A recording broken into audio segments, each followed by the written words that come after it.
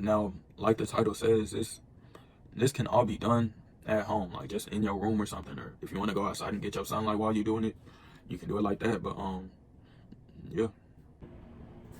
All right, for the background, um, so back like during the beginning of quarantine, I was real inactive and I was playing the game a whole bunch, and playing the game and not exercising frequently and not being active and eating whatever, just laying in my bed and eating like a whole bunch of unhealthy foods.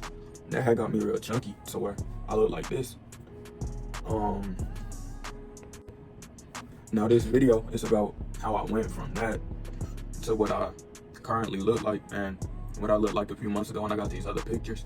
Um, so it's a couple keynotes that I'm gonna put right here on the list. And I'm gonna break the video down into those little segments and give you the rundown. Now, okay, from the beginning of my fitness journey up to March 2022, I was strictly calisthenics. Like I was just doing push-ups. I had gotten a pull-up bar by then, I believe. Push-ups, pull-ups, different variations of push-ups, leg raises where you lay on the ground and you pick your legs up like this, and just a whole bunch of calisthenic exercises. Now, when it comes to March 2022, that's when I started getting in the weight room and whatnot. But see, by then I had developed a whole lot of strength. Like, don't underestimate how much strength and muscle you can build before touching weights, because it's definitely possible. So right here I got a video. It's like March 2022 when I first started working out, and this is like my first bench press. Now I thought originally it was like 185. I'm not sure if it is or more than that, because it looks like it's more than 185. But based off what I remember, my first max was like 185, 195, which is excellent when you first started. Like, on me, that's excellent, because I was doing push-ups. Like, that's just what it was. So from March 2022, that's when I started lifting weights more, and that's when my strength, like, it bursted through the ceiling, because I was that extra push that I needed. Because one thing about calisthenics, the same exercise, it's harder to add weight to it. So for example, push-ups, you're mostly going for reps, right? You're not really going for how heavy your body weight is, if that makes sense. Like, no, you're going for as many reps as you can crank out.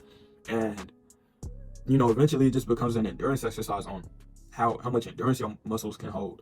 But when it comes to pure strength, like, that's when you want to go into lower rep ranges, and that's when the weights come into play. Because I could load a barbell up on bench, and I'm not gonna be able to lift it for as many reps. Like, because I had gotten to the point, like, February 2020, I was doing like 50 push-ups in a row. I swear to God. Now look, this is a mostly at-home progress video. Because I built most of my muscle like calisthenics and working out at home. So my recommended equipment would be a pull-up bar, because I didn't have a pull-up bar for the longest, and I wasn't able to work my back and my lats how I wanted to. So that's a key factor, getting a pull-up bar. And you can hang it on your door. Mine is hung up in my closet. If you got a closet, that's where I would put mine.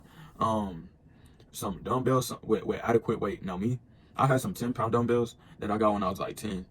You can't do much with those, but I had upgraded my dumbbells, and I upgraded them to 30-pound dumbbells, and that's a good way to start off with if I had to recommend. Now at first I couldn't even curl a 30-pound dumbbell with my left hand, but if you keep on going at it, you're gonna get it eventually, and then it's gonna get light. Like, you just gotta keep going at it and stay consistent. That's the main thing. So yeah, so you're gonna need a pull-up bar, adequate weight dumbbells, and your body weight. Your body weight, push-ups, sit-ups, leg raises. Like, you can do a whole lot with your body weight. Jump squats, calf raises. So yeah, that's about all you need. Now, when it comes to building muscle, the main thing I give credit to for building my muscles and whatnot, building my chest and my back and my arms and stuff, I got to credit it to monthly challenges. Now, the monthly challenges that I did was like, I would do like 100 push-ups a day for 30 days straight for a whole month. And when I'm having to push myself like for 30 days straight, like, your muscles, they gonna break down and get fatigued, like your triceps and your chest if it was a push-up challenge, and they constantly getting worked, and they got no choice but to grow and stuff. So I done did like multiple months where I did like 100 push-ups a day. I've done a month trying to do 200, but I got hurt in the process, so I had to cut it like at 20 days. But doing that and like doing pull-up challenges, you know, whatever workout challenge you can do, I say everybody just try to at least one time, like, dedicate 1 month to doing a monthly challenge, and I promise you're gonna see growth and results. So get to that. Make sure you're eating enough while you're doing that, though, because you can't be in no calorie deficit trying to build muscle. Now, another thing that that's a big contributor to my growth and stuff it's just a matter of going from inactive to active. Like, I was a very inactive person before I started working out. Like, during that time period while I was chunky and whatnot, during that time period where I was chunky, um, I wasn't working out like at all, basically. Like, I was just on the game every day, early morning to nighttime. Like, I wasn't getting no exercise in. And when I first started playing basketball again, like back in 2021, and I had to do like the jog for 10 minutes thing that they did at practice, man, I was gassed. Now I could probably withstand that now, but that's a big thing. Like, if you ain't an active person, bro, you gotta get up. You're not gonna want to, and that's just a matter of self-discipline at the end of the day. So it's really just about how bad you want it, and yeah, that's a key role, going from inactive to active and just getting up off your butt. The next thing I credit my growth to is this herb right here, maca powder. Um, Maca powder, what it is, it's like an organic root or whatever. It comes from Peru, and it got all type of benefits. Like, it's it helps with like your hormones and stuff. Now, I'm not gonna get too deep into it, but if you can read this tells you all about the root. Hopefully it focuses. But yeah, feel free to pause and read that if you want to. But yeah, overall it it helps you with your hormones as a man and a woman. Like, it gives you more energy. It raises like your libido and whatnot. Like, and me, like, I'd say that it helped me grow my beard. Now, I cut my beard recently, so it's not long and none, but like back when I was 14, 15, like, I'm talking about, my beard was strong. Like, overall it helps with your male hormones and whatnot. So yeah, if you down to try it, maca root, that'd be my main recommendation when it comes to building muscle supplement wise. Now, I ain't never tried no pre-workout or nothing like that. I've had protein powder. Like, you can implement protein powder. Now, me, I'm more of an organic person, so I'm like a plant-based protein type person, but feel free to try any protein powder or protein shakes. Yeah, just get your nutrients in however you can, but maca is like my supplement of choice. It's like a natural pre-workout, if that makes sense.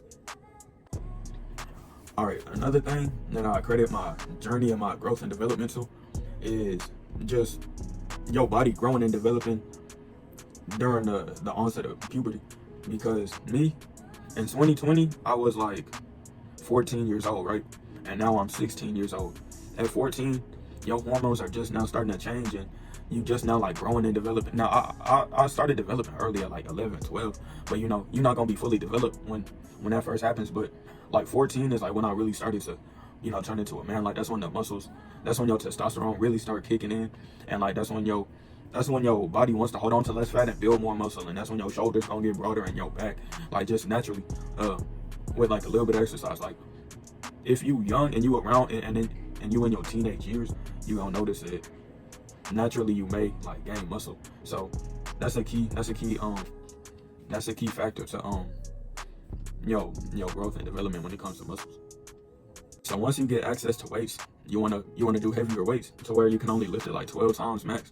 Now, for building muscle, my recommended rep range is like 8 to 12, like they say, and that's like the max you should be able to do in a set. But for strength, I like doing like 3 to 5, maybe 3 to 7. Like, you don't want to be able to do it that much, but like I said, that's when my strength started going out the roof, and that's when I built a little bit more muscle. But I'm telling y'all, like, y'all can build a whole lot of muscle at home. Like, it's possible. Look at the prisoners. They be building muscle like crazy, and they don't got nothing better to do. And that's really how I built mine. I was acting like I was in prison or something. Like, I don't know, I was on some nut stuff. All right, the last thing I want to suggest to you is consistency. Now, working out like 1 day a week, 2 days a week, or less often than that, you're not gonna see too much growth, and yeah, you're not gonna see much of a change. But when you add it like 5 times a week, 4 times a week, maybe 3 days a week, you there's no choice but to have growth go on. So my recommended split would be like working out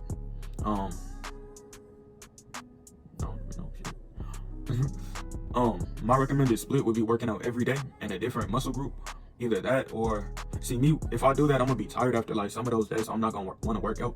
So my real recommended split would be like working out every other day, like to where you'll be working out 4 times a week. Hey, get it in 1 day, rest. Get it in next day, rest. Cause see, if you try to do it every day, you might find yourself burning yourself out to where you're not like, you're gonna feel burnt out 1 day and you're not gonna get up. And after that, knowing you have to do it the next day, you're probably not gonna get up. So when it comes to consistency, the workouts you do, you gotta make sure like you're not pushing yourself to your absolute limit. Like you want them to be doable. Like I said, like I did 100 push-ups a day for 30 days. I could have probably did 200 a day, but like when I first started, but after a couple days, I'm not gonna be getting up after that. Like, but the 100 it would still push me to where I'd be sore the next couple days, sore the next day. But it's got to be something realistic and something you can do often. Because when you constantly getting pushed to your limits, you're not gonna be able to. You're not gonna be able to. You're not gonna be able to work out consistently. Now, why is playing basketball important? Because getting your conditioning for basketball or whatever, you got to do a whole lot of running. Like your coach, if you got a good coach, your coach is bound to make you run, right?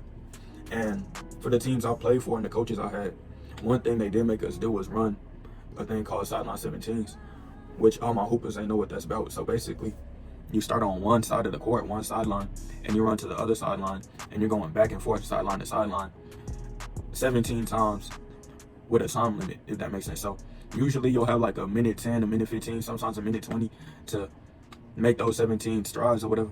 And yeah, and afterwards you'll be exhausted, and God forbid you got to run multiple. But that's what I had to do sometimes. So my body was really having to push itself to the limit, and all that it caused like calorie burn, you know, because that's just how workouts work. Like you stripping all these calories, and all the calories getting stripped is part of like why the fat was getting stripped down. So that was a key part. And let me get to the other ones. In regulated basketball with a team, you got a coach, right?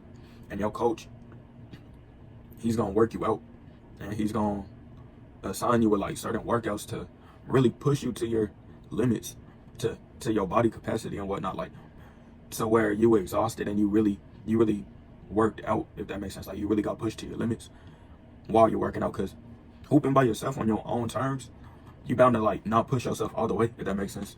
But yeah, having that person push you, that's a key role, unless you just got discipline like that and you can't really push yourself to the limits.